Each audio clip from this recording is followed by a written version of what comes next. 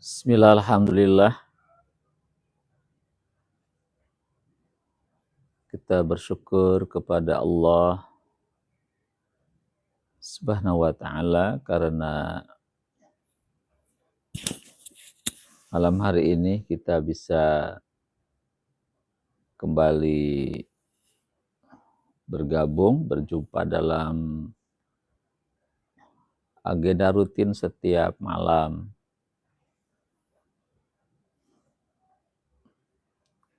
Agenda diskusi, acara ngobrol, kita berbagi informasi, berbagi saran terkait pengembangan wawasan keilmuan, khususnya dalam keilmuan agama.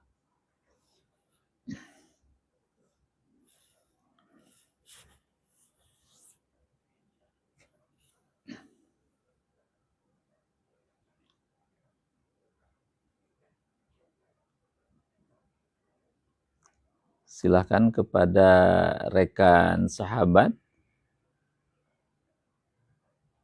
para siswa ya, SMA Negeri 4, Kabupaten Tangerang,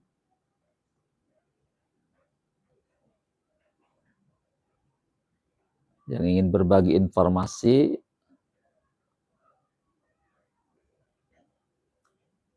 atau menyampaikan pertanyaan terkait tentang agama atau hal yang lainnya, boleh disampaikan. Nanti kita coba untuk mencari jawaban atas pertanyaan itu.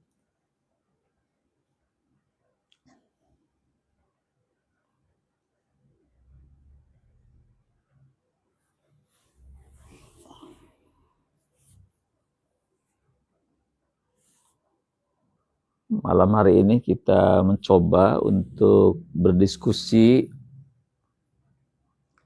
tentang tujuan pendidikan yang sebenarnya. Karena pada hari besok akan dilangsungkan kegiatan ujian sekolah di beberapa SMA atau SMK ya. Khususnya di SMA Negeri 4 Kabupaten Tangerang pada hari besok akan dilaksanakan hari pertama ujian sekolah. Namanya PSAJ, penilaian sumatif akhir jenjang. Udah itu namanya US ya, ujian sekolah. Karena ujian dilaksanakan oleh sekolah secara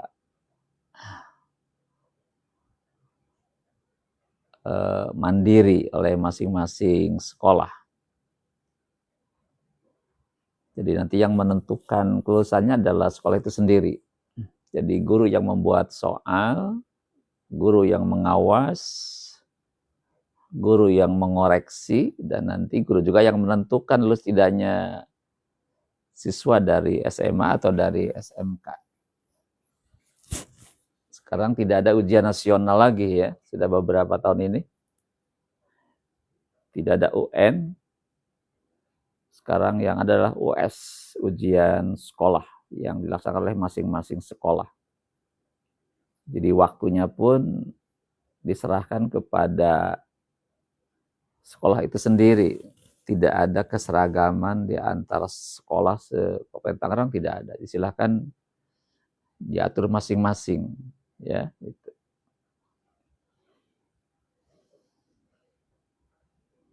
Adit tipe 4, hadir?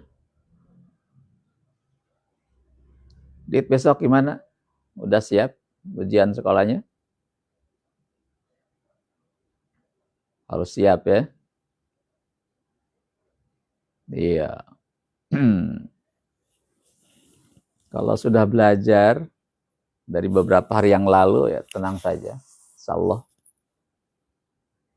akan meraih nilai yang terbaik. Tadi siapa tadi? Tiara, 10.2 sudah hadir ya. Ya silakan kepada para siswa kelas 10 ya, yang kebetulan 1 minggu lebih itu libur, tidak ada kegiatan belajar mengajar, maka saya minta untuk aktif dalam kajian malam maupun kajian pagi ya. Jadi mumpung tidak ada kegiatan di sekolah, dimohon untuk kelas 10, kelas 11 yang kebetulan libur, kurang lebih 8 hari selama ujian sekolah kelas 12, maka dimohon untuk bisa terlibat dalam agenda rutin setiap malam juga setiap pagi ya. Raisa hadir ya, coba dibagikan live-nya ke teman-temannya. Ya, jadi besok lebih santai ya, kelas 10 tidak ada kegiatan di sekolah, jadi kegiatan malam ini, juga kegiatan subuh bisa diikuti dengan baik. Walaupun libur tetap tidak berhenti untuk terus belajar. Jadi setiap menit, setiap detik itu harus menjadi ilmu, jangan disia-siakan waktu yang ada itu.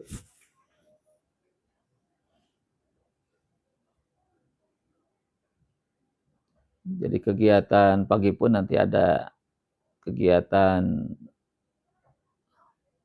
tilawah dan tadabbur Al-Quran. Kita mencoba untuk tilawah. Udah di-share ya? Ya udah. Makasih untuk udah di-share ke teman-teman yang lain. Destiano hadir ya, 10.2 hadir.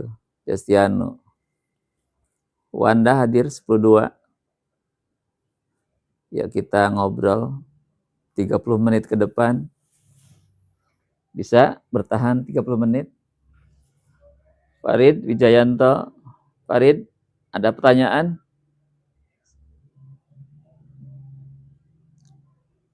Silakan kepada Farid yang mau dia sampaikan. Tuliskan di monitornya, di HP-nya. Silakan tuliskan, nanti kita coba bahas.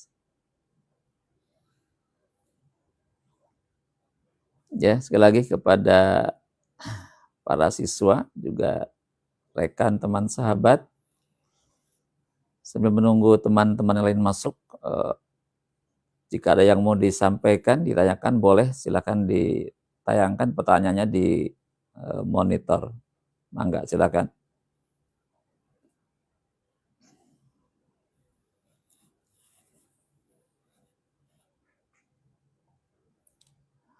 Aufan 10.2 hadir ya, Aufan. Terima kasih.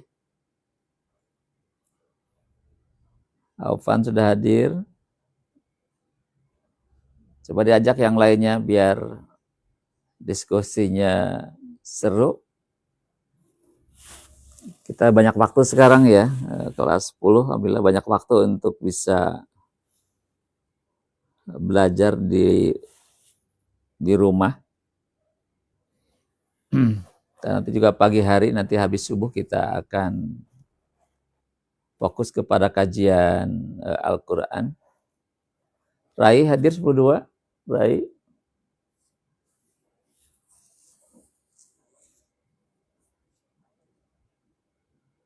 Rai hadir. Ya.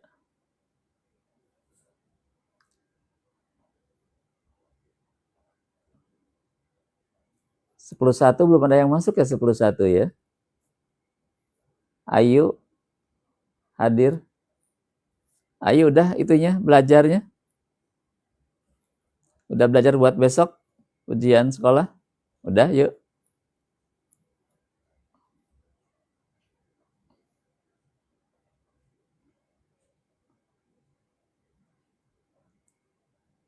Belum, nanti subuh ya. Dah, santai dulu. Refresh dulu, jangan terlalu diporsir.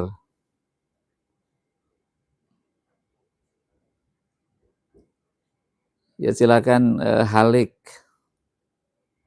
Halik hadir. Halik mau perbaikan nilai nggak, Halik?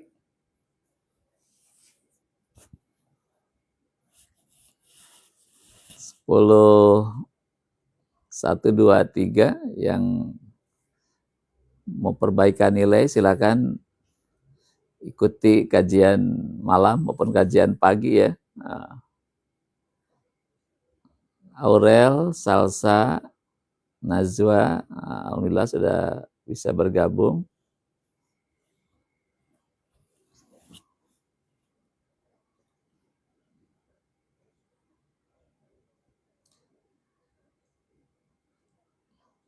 Tidur, ntar belum waktunya tidur. Tidur nanti jam 10. Jangan terlalu malam tidurnya. Juga jangan terlalu sore ya. Ya silakan 10.2 ada yang mau disampaikan? Ada pertanyaan? Coba silakan ditayangkan di monitornya. Tuliskan pertanyaannya.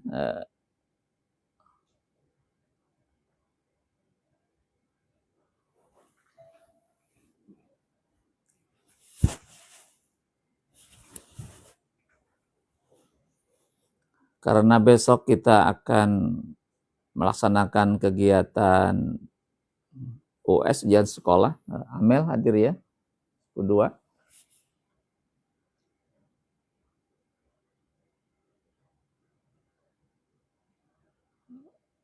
Ramzi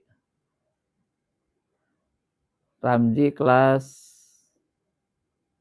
12, kelas mana Ramzi itu? Kiran hadir 10.2 ya.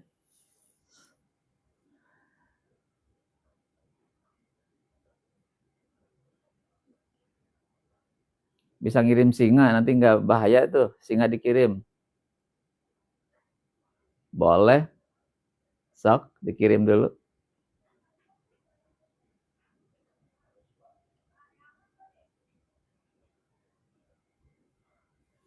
Ya sekali lagi karena besok kita akan memulai kegiatan ujian sekolah untuk kelas 12 dan kelas 10. Sokalik mau nanya apa? Tuliskan namanya. Di kelas 10-11 libur, kegiatannya di rumah. Jadi selama libur diharapkan kepada kelas 10 untuk ikut kajian malam, kajian subuh ya. Biar di rumah pun tetap kita dapat ilmu yang cukup banyak. Jangan sampai libur tidak dapat apa-apa ya. Kita coba isi kegiatan belajar di rumah ini dengan terus kita mengkaji, kita diskusi ya gitu. Untuk kelas 12 yang besok mau ujian, dijaga sholatnya, berdoa kepada Allah. Rabbi zidni ilman warzuqni fahma. Rabbi syrahli sadri wa yassirli amri wahlul uqdatam min lisani yafqahu qawli. Ya minimal itu ya. Jadi Allah mudahkan kita dalam mengerjakan berbagai macam soal yang nanti akan dihadapi pada saat ujian sekolah. Pira hadir 10.2 ya. Pira.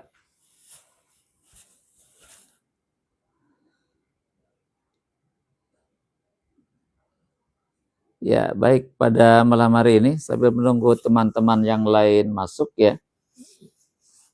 Biar 10.2 juga hadir semua nanti insya Allah di tengah perjalanan. juga menyusul kelas 10.3, 10.1 juga 10 yang lainnya sampai kelas 10.11. Kita ingin mengkaji tentang tujuan pendidikan di dalam pandangan Islam. Ya, jadi kita ingin mencoba mengkaji dalam waktu yang singkat ini, kira saran 30 menit. Kita ingin mengkaji tentang tujuan pendidikan menurut pandangan Islam. Ya, karena memang berbeda dengan tujuan pendidikan yang di luar pendidikan Islam. Itu ada hal yang sangat berbeda secara prinsip, ya. Di Barat itu, di Amerika, di Eropa, negara-negara yang mayoritas bukan Islam, pendidikan itu titik tekannya, titik beratnya itu pada aspek penguatan kognitif, ya. Jadi kalau kita lihat dari sistem yang berlaku di negara-negara Barat, di Amerika, di Eropa, ya, yang mayoritas bukan Islam, titik tekannya itu pendidikan itu pada penguatan aspek kognitif, itu pengembangan intelektual, titik tekannya ke situ, ya. Jadi kepada nalar, berpikir, dilatih kognitifnya. Maka nanti kita tidak heran kalau sekolah itu hanya melatih bagaimana menyelesaikan soal-soal hitungan, ya, fisika, kimia, itu akan terus dilatih, di drill itu kan itu. Kenapa? Tingkatnya kepada penguatan aspek kognitif. Jadi nanti prestasi seseorang itu akan dilihat, Kansa hadir, ya, Melati hadir, Cahaya hadir, Raihan hadir, 10.2 ini paling banyak 10.2, alhamdulillah. Jadi sekali lagi bahwa sistem pendidikan yang di Barat itu, pendidikan bertujuan untuk mengembangkan aspek intelektual semata-mata. Dan nanti dari mulai kenaikan kelas, kelulusan, ya, termasuk sampai pada penerimaan di perguruan tinggi negeri atau swasta, rajin ya Rai, muridnya rajin ya alhamdulillah, itu pada aspek kognitif. Di luar itu diabaikan dulu. Jadi bicaranya pada angka-angka yang ingin diraih. Jadi kualitas akademik siswa itu akan lihat dari angka yang diraih dari hasil ujian, ya, hasil latihan itu, atau tes itu kan, baik lisan maupun tulisan, atau berupa proyek, ya, atau portofolio itu kan, itu pada aspek kognitif. Nah, di luar itu kadang terabaikan, ya. Ya, Halik. Nah, Halik sebagai KM harus bisa ini, ya, memanage teman-temannya agar lebih rajin ngaji, ya, alhamdulillah. Itu titik tekannya kepada aspek kognitif. Elena hadir. Beda dengan di Islam, ya. Di dalam pendidikan Islam, kalau kita lihat tujuan pendidikan nasional itu ada masuk di situ ya. Di situ ada pengaruh di situ pendidikan Islam di tujuan itu. Kalau kita lihat tujuan pendidikan nasional itu apa? Pendidikan bertujuan membentuk membentuk manusia yang beriman, bertakwa, berakhlak, cerdas dan mulia. Nah, itu. Coba kita lihat nanti di tujuan pendidikan nasional itu. Membentuk manusia Indonesia yang beriman, bertakwa, berakhlak mulia, cerdas, dan terampil. IPA 5 hadir, ya. Jadi dahulukan apa dulu? Kalau kita lihat tujuan itu adalah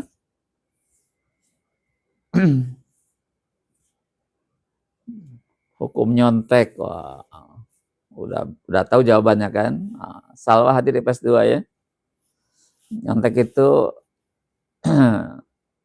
bukan mencerdaskan, ya, malah sebaliknya ya. Jadi kalau kita lihat tujuan pendidikan nasional itu adalah pertama itu mencetak, membentuk manusia yang beriman dan bertakwa. Nah, beriman, bertakwa, berakhlak mulia. Baru sana ada kecerdasan, ada keterampilan di situ, cerdas terampil begitu. Ya, gitu. Makanya di dalam sistem pendidikan Islam itu proses pendidikan itu menekankan pada sikap, perilaku, tidak sekedar pada aspek kognitif saja. Harus seimbang antara kecerdasan intelektual, emosional, dan spiritual. Itu ada tiganya harus terpenuhi. Ya, jadi ada tiga kecerdasan yang akan dibentuk dalam pendidikan Islam itu.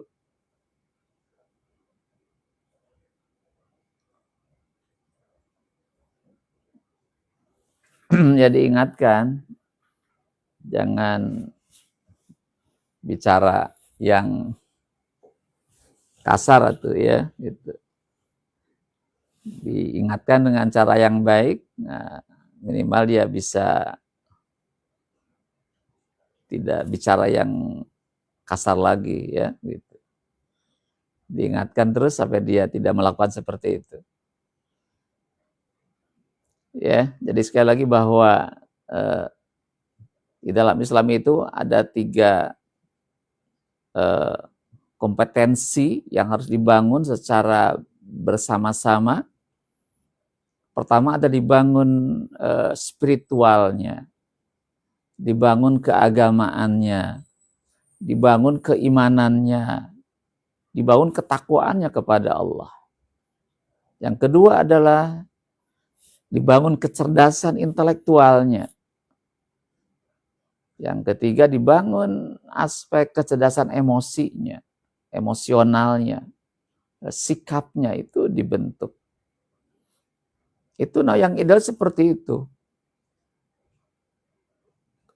Karena kalau kita lihat kondisi terkini bangsa kita hari ini, ternyata yang dibutuhkan oleh bangsa bukan hanya orang-orang yang intelektual saja. Tidak hanya orang-orang yang pinter secara intelektualnya. Itu kalau dia pinter kemudian tidak punya agama yang kokoh yang kuat, tidak punya keimanan yang kokoh yang kuat, itu malah bisa merugikan bagi orang lain.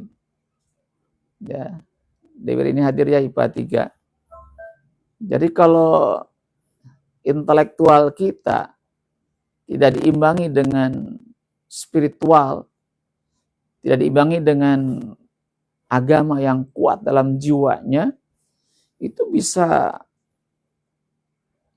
membahayakan yang lain juga termasuk dirinya sendiri.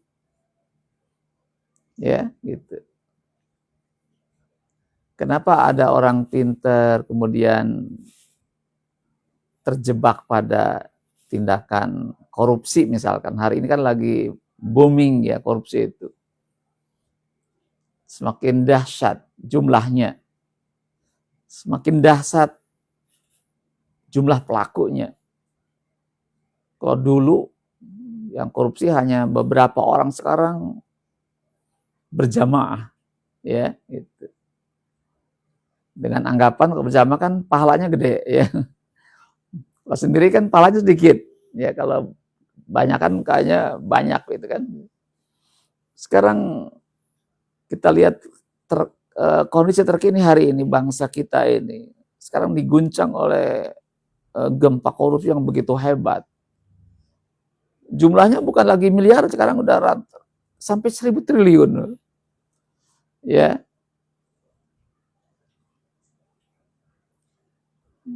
Kalau orang korupsi, hukuman yang istimewa apa Pak? Dipotong tangannya. Tidak ada yang lain dipotong tangannya untuk koruptor itu. Ya, kalau tidak dipotong tangannya ya nanti ngambil lagi. Ngambil lagi nanti. Gitu. Kalau tetap tangannya utuh, nanti ada peluang untuk ngambil lagi. Ya, gitu. Yang korupsi itu orang-orang pinter, bukan orang-orang bodoh. Ya, orang bodoh kalau mau melakukan pencurian paling nyuri ayam. Nyuri ayam di kampung atau nyuri pisang di kebun. Harga pisang berapa? 30.000. Harga ayam berapa? 50.000. Tidak mencapai jutaan kan. Nah, kalau orang-orang yang inteleknya tinggi, orang pinter itu nggak mau nyuri ayam karena sedikit harganya, kecil harganya begitu. Ya, gitu. Kenapa negeri ini sekarang tergoncang hebat dengan kasus korupsi yang begitu banyak pelakunya, jumlahnya nggak tanggung-tanggung sekarang. Negara kita kolab ya, itu ya bisa jadi kolab kalau terus menerus korupsi semakin meruyak itu. Siapa yang salah dari semua ini? Ya, siapa yang salah? Sistem mana yang salah hari ini? Ya, itu kayak mencari jarum di padang rumput. Nah, itu. Ya, kalau mencari siapa penyebabnya, sistemnya seperti apa, itu bagaikan mencari jarum di padang rumput yang sulit mencarinya.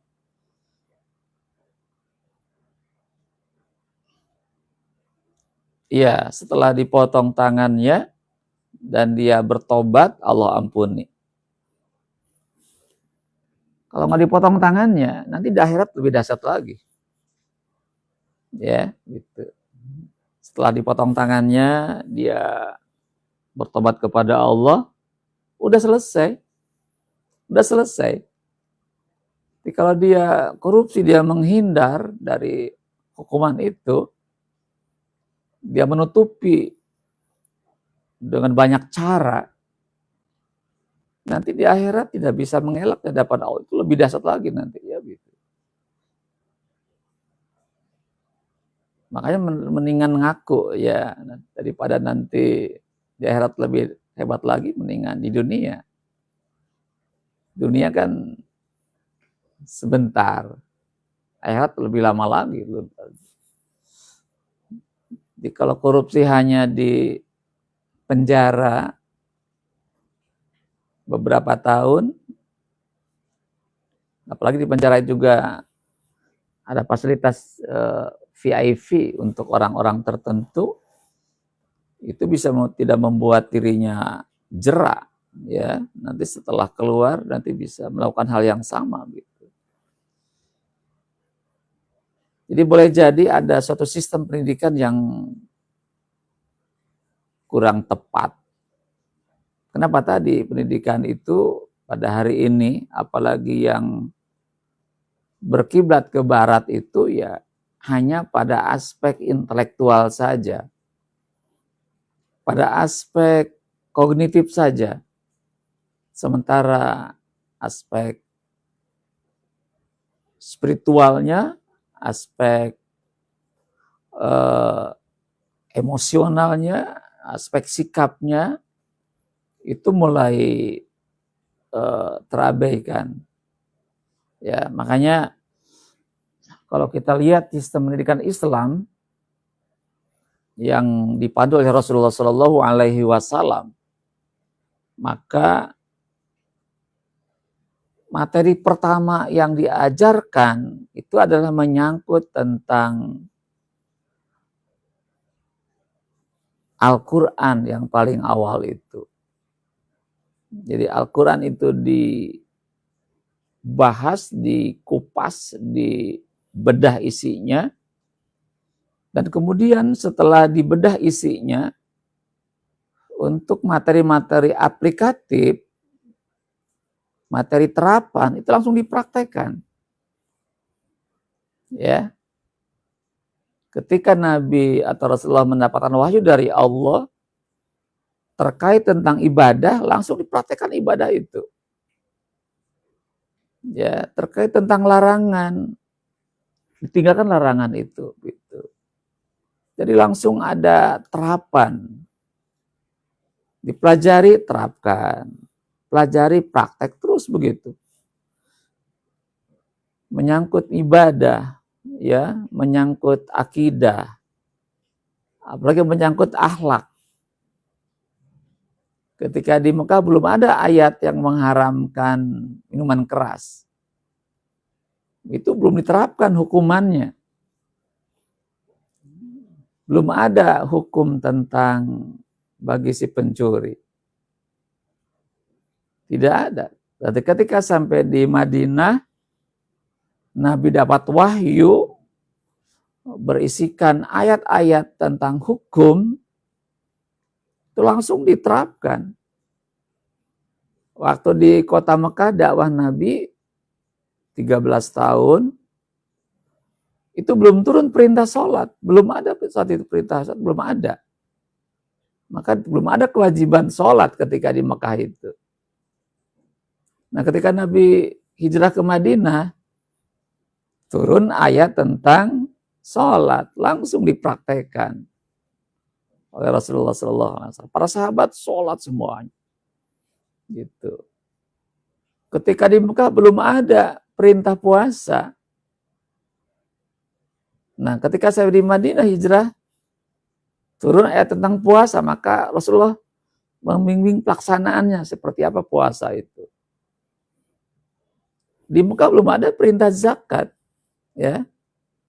Ketika hijrah ke Madinah, turun perintah zakat, langsung dipraktekkan. Jadi teori praktek itu terus gitu. Ya. Jadi materi dasar yang wajib dikuasai oleh seorang siswa dalam sistem pendidikan Islam gaya Rasulullah Shallallahu Alaihi Wasallam adalah Al-Quran. Yang paling pokok Al-Quran dulu. Nah, nanti tadi ketika Al-Quran dibahas, dipelajari, dan ayat terkait tentang ibadah, langsung dipraktekkan ibadah dalam kehidupan para siswa itu. Nah, tadi perintah tentang sholat langsung dipraktekkan oleh Rasulullah. Ketika di Madinah ya, karena ketika di Makkah belum ada ayat tentang hukum, belum ada. Paling tentang tauhid, tentang akhlak itu turunnya di kota Mekah. Kenapa? Karena waktu itu masyarakat Arab itu belum mengimani Allah. Belum kenal Allah. Makanya ketika di Mekah itu ayat tentang tauhid, mengenali Allah, ya. Tentang persatuan umat, tentang akhlak gitu kan gitu. Belum masuk dalam wilayah hukum. Nah, kapan ayat hukum turun? Ketika Nabi sudah hijrah ke Madinah. Baru tadi turun ayat tentang sholat, perintah puasa, perintah zakat, perintah haji. Itu di Madinah. Hukum tentang minuman keras, ya, tentang hukum tentang perzinahan, hukum tentang pembunuhan, hukum tentang pencurian itu turunnya di kota Madinah begitu. Dan Rasulullah di situ ketika mendidik para sahabat, maka setiap ayat-ayat yang dibahas dalam Al-Quran itu yang terkait dengan ibadah langsung dipraktekkan. Nah, dari hasil pendidikan Rasulullah seperti itulah Rasulullah berhasil mencetak orang-orang yang dinyatakan calon penghuni surga. Nggak tanggung-tanggung. Jadi bukan gelarnya S1, S2, S3. Ya, ada SPD ya gitu, atau S2-nya Magister Manajemen atau doktor gitu kan. Tidak. Nggak tanggung-tanggung Rasulullah itu. Jadi para sahabat, orang-orang yang dibina Rasulullah dengan pendekatan Al-Quran, pendekatan Islam, apa hasilnya? Maka orang-orang yang hasil binaan Rasulullah itu adalah orang-orang yang dinyatakan calon penghuni surga. Apa rahasianya? Karena mereka dididik untuk mengamalkan apa yang dipelajarinya. Bukan ini saja enggak. Ya, Rasulullah bukan sekedar melatih nalarnya, enggak. Tapi dikondisikan agar mereka siap untuk melaksanakan apa yang Allah perintahkan.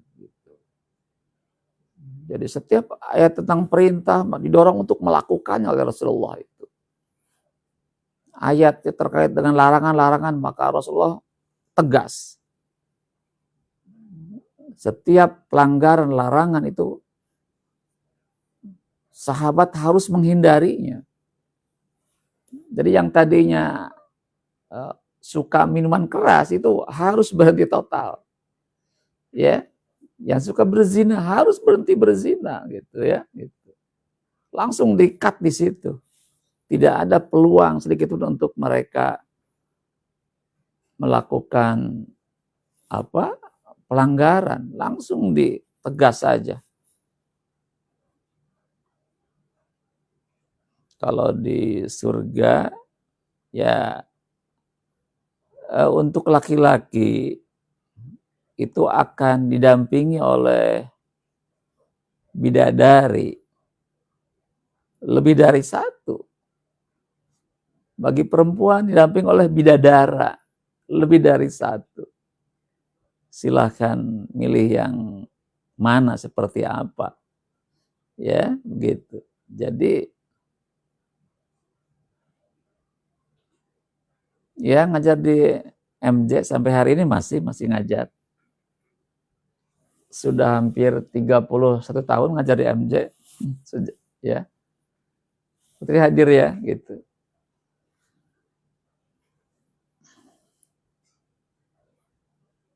Di surga ada seblak, banyak seblak gratis. Ya.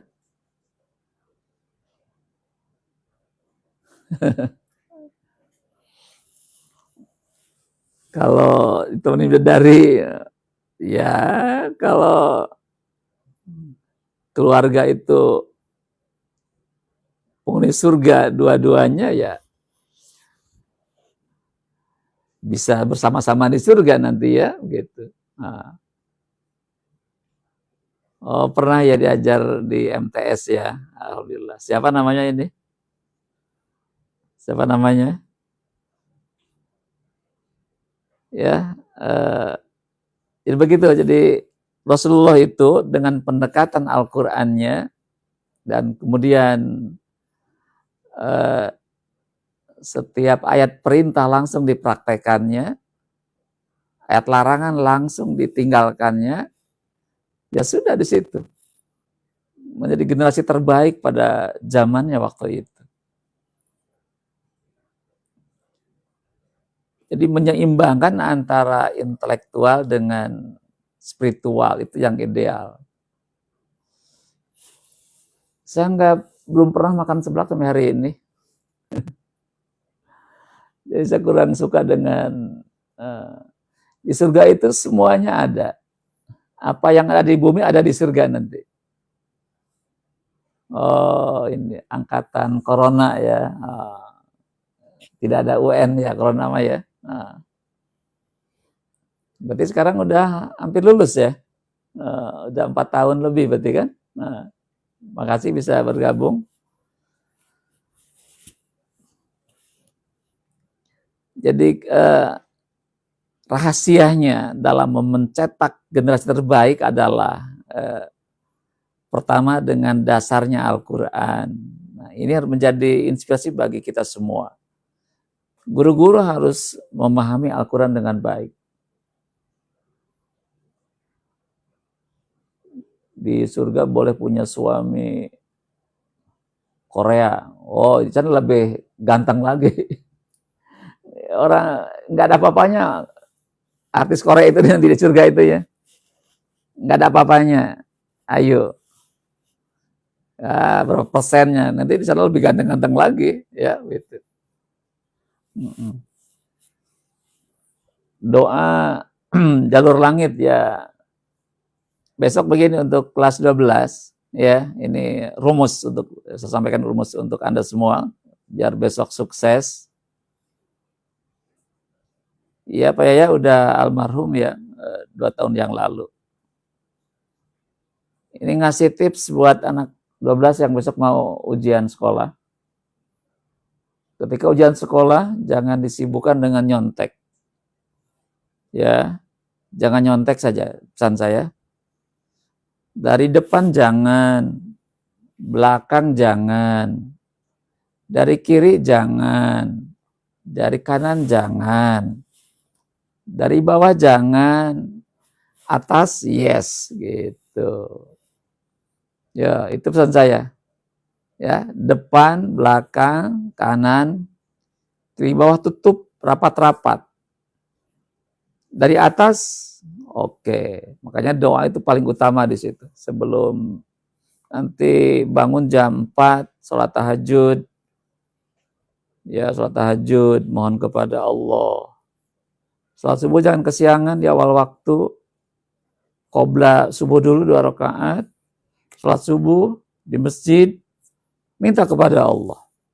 Yakin nanti akan diberikan kemudahan. Jangan nyontek. Itu udah apa hukum zina menurut ya kalau ke Quran kan hukumnya haram. Dan zina itu kalau sanksinya bagi yang masih gadis, bujang itu dicambuk 100 kali. Sanksi hukumnya nggak tanggung-tanggung. Di depan umum, di stadion utama.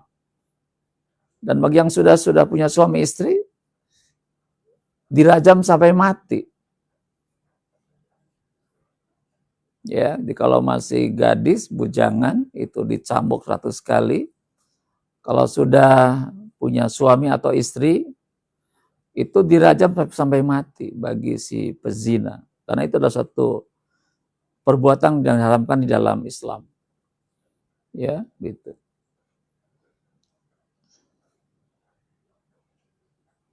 Ya, dirajam. Ya, jadi orang yang sudah punya suami, sudah punya istri, kemudian dia berzina, maka hukumannya dirajam. Ditanam badannya setengah sampai dada, segini nih. Tiap orang lewat ngambil batu lempari. Orang lewat ngambil batu lempari. Sampai mati. Sampai mati. Kenapa? Karena dia keterlaluan. Keterlaluan ya. Goyang velocity hukumnya haram. Jangan dilakukan. Ya lebaran goyang velocity jangan. Tinggalkan tuh velocity, itu gaya Yahudi ya. Apalagi apa itu goyang THR. Masih tahu goyang THR? Kanan, kiri, maju, mundur, maju 3 langkah. Gimana? Masih bisa? Ya, gitu. Jadi perbuatan atau aksi yang berasal dari non Muslim, ya orang-orang kafir, Yahudi, Nasrani, itu jangan ditiru. Jangan ditiru ya. Pak, kalau misalnya kita habis gajian terus nyewa LC itu apa? LC. Apa LC itu ya? Nggak paham.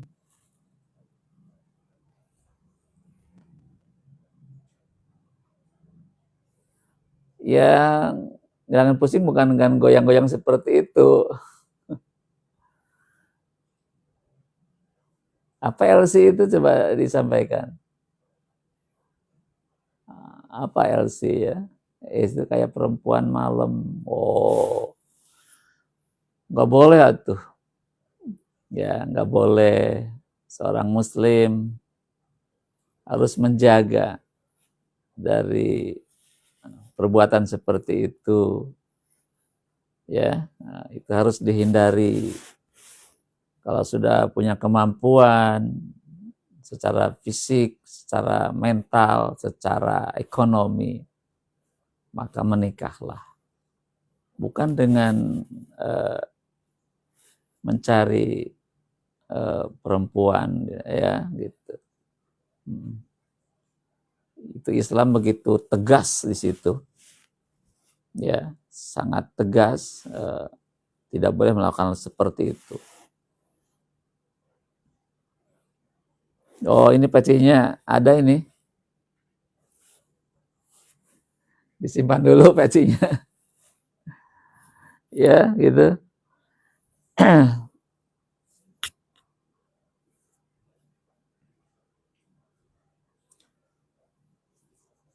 Sudah mau alaf, mau balik lagi, aduh rugi banget ya.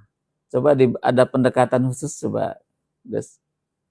Coba ada pendekatan yang lebih intensif.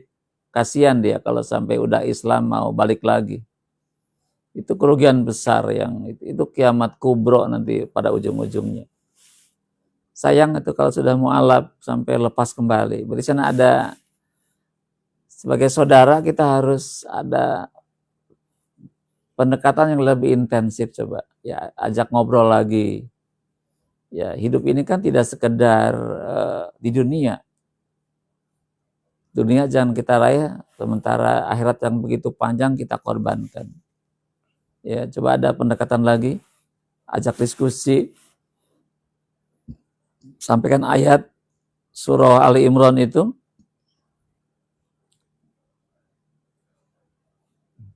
Wala tamutunna illa wa antum muslimun, itu ayat itu harus kita bawa, sampaikan.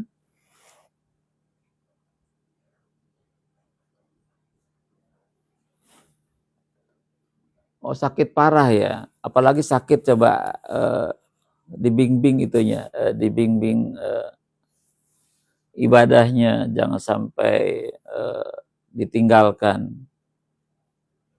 Ya, saya khawatir kalau sakit parah nanti ada pihak lain masuk, dia terjebak juga pada masukan yang lain, kasihan dia, akidahnya bisa kembali ke akidah yang menyimpang nanti. Ya, coba ada PDKT lagi, pendekatan intensif lagi, dijaga akidahnya yang paling pokok, terus ibadahnya juga ada dibimbing lebih baik lagi sehingga tetap dia nyaman dalam berislam.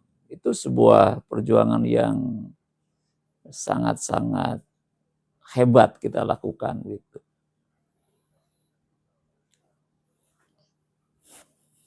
Ya, jadi sekali lagi untuk para siswa yang hari ini hadir bergabung dengan agenda diskusi malam hari ini untuk kelas 10, 11 ya. Jadi kita kembali kepada tujuan pendidikan bahwa kita sekolah bukan sekedar mencari angka, nilai, mencari nilai akademik yang tinggi. Suaminya suruh saya menasihati, ya kalau memang suaminya percaya ke kita ya kita lakukan ya gitu. Kalau dia percaya dengan kita, mungkin kita punya ilmunya di situ, kita dipercaya ya lakukan. Ya gitu. Lakukan saja itu sebagai amanah dari saudara itu ya. Boleh kirim apa itu? Kirim mawar, kirim paus, kirim apa tuh? Kirim teh manis apa? Ketoprak. Mawar makasih ya kirimannya. Paus boleh, sok mangga dikirim. Nanti digoreng ya. Sok mangga. Jadi itu kembali lagi bahwa pendidikan itu dalam Islam tidak sekedar kita mencari angka, ya inteleknya tinggi, tapi kita ingin menjadi pribadi yang beriman, bertakwa, ya punya akhlak mulia, terus ibadahnya juga hebat. Karena tadi dilihat dari fakta yang ada, ternyata bahwa sekedar intelektualnya tinggi, ya, tapi kalau tidak punya agama yang baik, malah akan timbul penyimpangan. Zulfanjul, waalaikumsalam.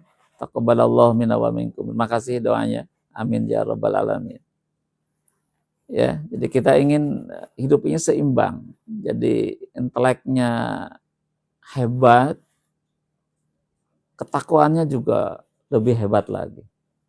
Ibadahnya rajin. Itu yang harapan saya yang ingin diraih dari kegiatan belajar di sekolah itu. Maka saya tidak pernah berhenti ketika ngajar. Terus meminta anak-anak agar jaga sholatnya. Ya, jaga sholatnya, dijaga akhlaknya, ya gitu.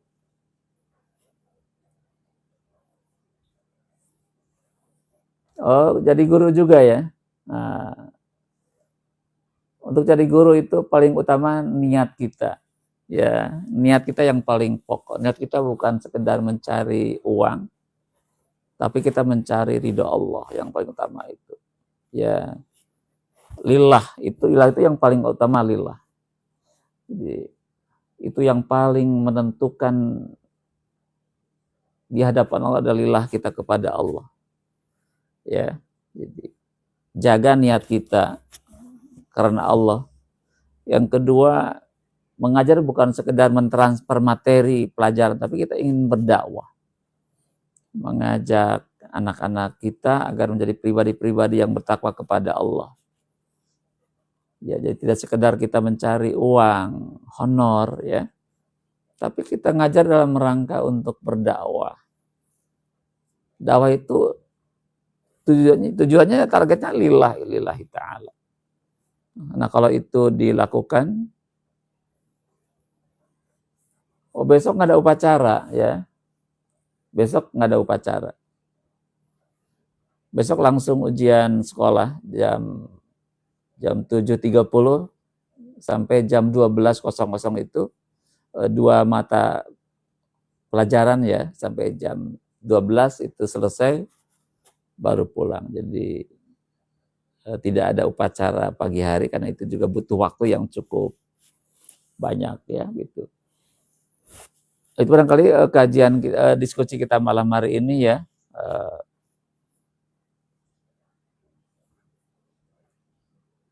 Pak MJ gimana Pak? Aman Sulaiman ya. Alhamdulillah aman-aman saja. Ya, untuk Brian besok saya doain agar lancar. Tadi pesan saya jangan lupa nanti jam 4 bangun, sholat tahajud, berdoa kepada Allah. Terus azan berkumandang. siap-siap sholat subuh, qobla subuh 2 rakaat, terus sholat subuh, sanalah kita mohon kepada Allah ya agar diberikan kemudahan. Dan ketiga, jangan nyontek. Ya, nyontek itu akhlak yang tercela, itu bukan mencerdaskan, malah itu membuat kita tidak cerdas ya gitu.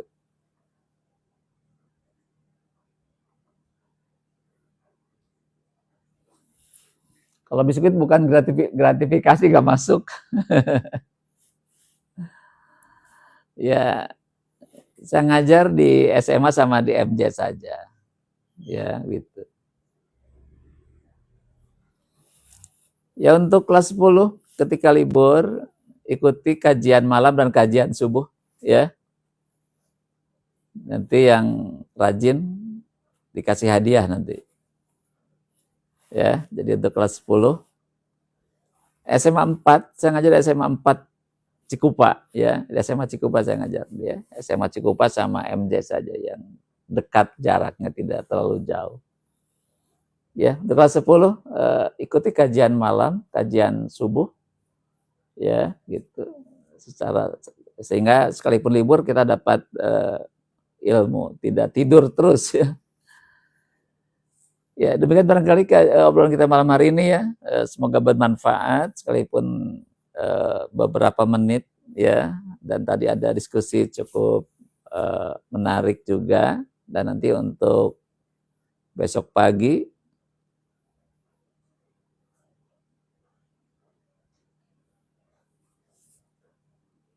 ya gitu. Ya, jadi ngajar itu juga jangan terlalu serius ya, ada guyannya juga ya. Nah, jadi kadang-kadang serius, kadang-kadang juga ada saja untuk kita bercanda ya, biar tidak stres ya gitu.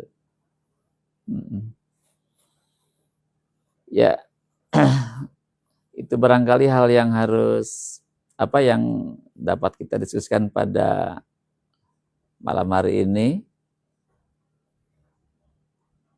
Ya, nanti tadi untuk kelas 10 silakan standby di depan HP-nya setiap pukul 20.30 ya. Ya. Jadi saat libur standby malam jam 8:30 sampai jam 9:30, setengah jam kemudian kita baru tidur dan bangun pagi. Jangan sampai subuhnya kesiangan. Qobla subuhnya jangan ditinggalkan.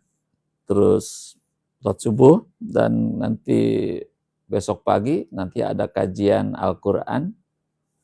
Kita akan kaji ayat-ayat Al-Quran, mungkin dari ayat yang surah-surah pendek sampai dengan surah-surah yang lainnya yang lebih agak panjang ya. Jadi kita mengisi waktu-waktu yang ada, yang kita miliki sebagai amanah dari Allah. Jadi kita isi dengan hal yang bermanfaat. Saya ingat dengan pesannya Agim dalam satu dakwahnya, kata beliau, setiap detik, setiap menit itu harus menjadi ilmu. Itu teringat terus ya. Jadi kata beliau dalam satu kajian dakwahnya, dia berpesan setiap menit, setiap detik itu harus menjadi ilmu. Kalau kita ngobrol dengan teman harus mendapatkan ilmu tentang ilmu yang kita obrolkan itu. Kita baca buku harus ada ilmunya, ya gitu. Jadi apapun kegiatannya, kenapa harus dengan ilmu? Karena kata Rasulullah, kalau kita ingin bahagia di dunia, kita punya karir di dunia yang baik, itu harus dengan ilmu.